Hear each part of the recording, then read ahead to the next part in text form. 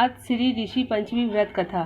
राजा युधिष्ठिर ने कहा कि हे पितामह, मुझे ऐसा व्रत बताइए जिससे समस्त पापों का नाश होवे।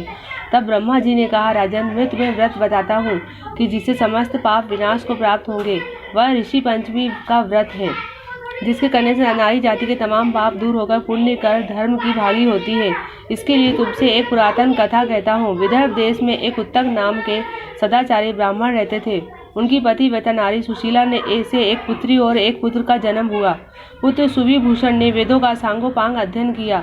कन्या का समय के अनुसार सामान्य कुल में विवाह कर दिया, पर विधि के विधान वह कन्या विधवा हो गई और अपने सतीत्व की रक्षा को पिता के घर पर रहकर करने लगी। ब्राह्मण ने सपरिवार गंगा तट पर कुटी बनाकर ब्राह्मण बालकों को विद्या अध्ययन कराने लगे।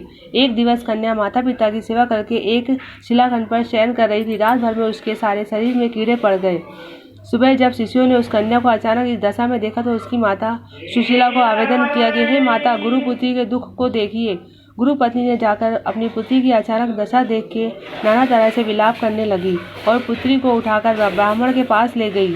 ब्राह्मण की पुत्री की दशा देखकर अति विस्मय हो गए। तब ब्रह्मा जी ने हाथ जोड़कर कहा कि क्या कारण है कि इस पुत्री के सारे शरीर में कीड़े पड़ गए। तब महाराज ने ध्यान से देखा तो पता चला कि पुत्री तो 7 जन्म पहले ब्राह्मणी थी और एक दिन राजस्व वाला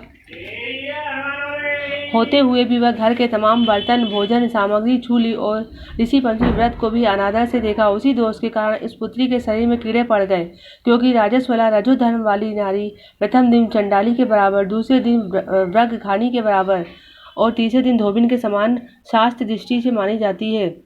तुम्हारी कन्या ने ऋषि पंचमी व्रत के दर्शन के अपमान के साथ किए थे, इससे इसका ब्राह्मण कुल में जन्म हुआ पर शरीर में कीड़े पड़ गए। तब सुशीला ने कहा, महाराज, ऐसे उत्तम व्रत का आप विधि के साथ वर्णन कीजिए जिससे मैं संसार के प्राणी मात्र इस व्रत का लाभ उठा सके।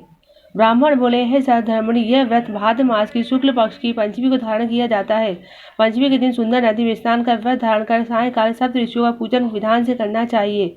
भूमि को शुद्ध गोबर से लीपकर उस पर अष्टकमल दल बनाकर नीचे लिखे सप्त ऋषियों का स्थापना करनी चाहिए।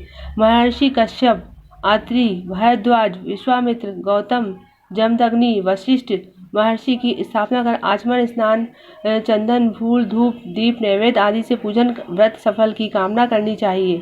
इस व्रत को करके उद्यापन की विधि भी करनी चाहिए। चतुर्थी के दिन एक बार भोजन करके पंचमी के दिन व्रत आरंभ करें। सुबह नदी के जलाशय में स्नान करके गोबर से लेप करके सर्वतोभद्र बनाकर उस पर कलश स्थापना, कलश के कट में नया वस्त्र बांधे, पूजा सामग्री एकत्र कर अष्टकमल दल सप्त ऋषियों की स्वर्ण प्रतिमा स्थापित करें। फिर षोडशोपचार से पूजन कर रात्रि को पुराण का श्रवण करें। फिर सुबह ब्राह्मण को भोजन दक्षिणा देकर संतुष्ट करें। इस प्रकार इस व्रत का उद्यापन करने से नारी सुंदर रूप लावण्य को प्राप्त होकर वन पुत्र से संतुष्ट होकर अजय गति को प्राप्त होती है। विधि और महात्म। दूसरी कथा भविष्य पुराण में इस प्रकार आती है कि एक बार महाराज कृष्ण ने महाराज युधिष्ठिर से कहा कि कौन सी पंचमी है। कृष्ण से युधिष्ठिर ने कहा कि वह कौन सी पंचमी है जिसके करने से नारी जाति से मुक्त होकर महंत पुत्र को प्राप्त होती है। आप मुझे संक्षेप में बताइए। मुझे संक्षेप में बताइए, श्रवण कराइए। भगवान श्री कृष्ण जी ने कहा, राजन, भाद्रपद शुक्ल पक्ष की पंचमी को ऋषि पंचमी व्रत करने से राजस्वला से स्त्री मुक्त होती है, क्योंकि वह जब इंद्र ने वृत्रासुर को मारा था तब ब्रह्म हत्या का वह एक भाग नारी के रज में, दूसरा नदी के फेन में, तीसरा भाग पर्वतों में, चौथा भाग अग्नि के प्रथम ज्वाला में विभक्त किया गया था। इससे हर वर्ण जाति की नारी को राजस्वला होने पर प्रथम दिन चंडालिनी और दूसरे दिन ब्रह्मघातिनी, तीसरे दिन धोबिन होती है। उससे वह वस्तु छूने से अपवित्र होकर दोष होता है। इस ऋषि पंचमी व्रत करने से वह दोष मोक्ष होकर नारी पतिव्रता को प्राप्त होती है। हे राजन, विदर्भ देश में एक सेनजीत नाम का राजा था। उसी राज्य में सुमित्र नाम का एक विद्वान ब्राह्मण था। उसकी पत्नी जयश्री नाम की थी। एक दिन कृषि कार्य करते हुए वह राजस्वला धर्म को प्राप्त होगी और समय अनुसार भोजन प्रति वस्तु छूती रही। इसी प्रकार समय पाकर दोनों पति पत्नी की मृत्यु हो गई। पर मरने पर ब्राह्मणी तियाकू का जन्म हुआ और ब्राह्मण को बेल का जन्म लेना पड़ा। पर इन दोनों को अपने अपने तप के प्रभाव से पूर्व जन्म की बातों का स्मरण बना रहा और वह दोनों प्राणी अपने पुत्र के यहाँ के घर पलित हुए।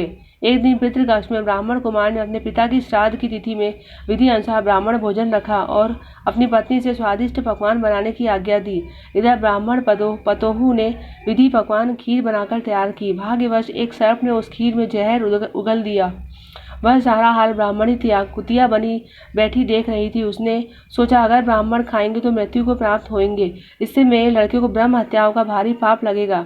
उससे उस खीर को कुतिया ने जानबूझकर जूठी कर दी और बहू ने कुतिया को इतनी मार मारी कि उसकी कमर तोड़ दी और फिर खीर फेंक कर दूसरी बना ली। फिर श्राद्ध कर ब्राह्मण को भोजन कराया। रात को कुतिया ने जाकर अपने पूर्व पति बैल से दिन में होने वाली सारी घटना बताई और बैल बोला, प्रिय, तुम्हारे ही पाप संसर्ग से आज मुझे बैल होना पड़ा है। आज मेरे लड़के ने मुझे दिन भर मुंह बांधकर जोता है और अभी तक एक मुट्ठी घास भी नहीं डाली। यह सारी बातें छिपा हुआ ब्राह्मण बालक भी सुनता रहा, जिससे वह बड़ा दुखी हुआ और उसने दोनों माता पिता को भोजन देकर रंज में वन की ओर चला गया। उधर ऋषियों को दंडवत प्रणाम करके पूछा, महाराज, मेरे माता पिता कुतिया और बैल की योनि में है, वह किस प्रकार इस योनि से छुटकारा पा सकेंगे? तो ऋषियों ने बताया कि तुम्हारे माता पिता ने रजोधर्म दोष से कुतिया और बैल का जन्म पाया है। इसे तुम घर जाकर विधि से उत्तम व्रत ऋषि पंचमी को करके उसका फल अपने माँ बाप को समर्पण करो, जिससे वह पशु योनि से मुक्त होकर स्वर्ग प्राप्त करे। मुनियों से विधि सुनकर ब्राह्मण पुत्र ने आकर विधि के साथ सर्वांग सहित भाद्रपद शुक्ल पंचमी की ऋषि पंचमी व्रत को किया और श्रद्धा से उस व्रत का फल अपने माता पिता को समर्पण किया, जिसके प्रभाव से वह क्रूर योनि से छूटकर दिव्य देव विमान पर आरूढ़ होकर स्वर्ग को प्राप्त हुए। हे राजन, जो नारी इस व्रत को विधि के साथ करती है, श्रद्धा से सप्त ऋषियों का पूजन कर, वह नारी भयंकर राजस्व वाला दोष से छूटकर शीघ्र धन, पुत्र, पौत्र और आदि सुख सौभाग्य रूप को पाती है।